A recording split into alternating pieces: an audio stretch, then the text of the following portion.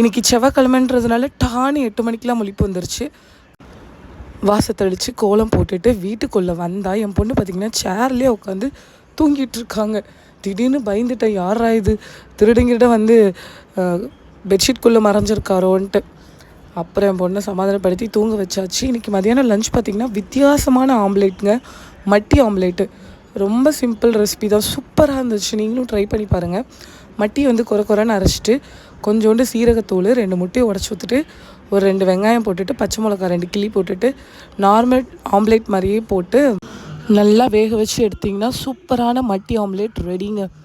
என்கிட்ட இருக்க புடவைகளெல்லாம் எடுத்து பார்த்துட்ருக்கு, எதுக்கு ஜாக்கெட் தைக்கலாம், எதுக்கு அப்படியே சும்மாவே ஊர்லேயே வச்சுட்டு வந்துடலாம் அப்படின்ட்டு.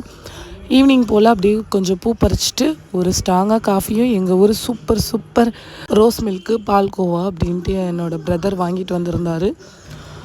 ஈவினிங்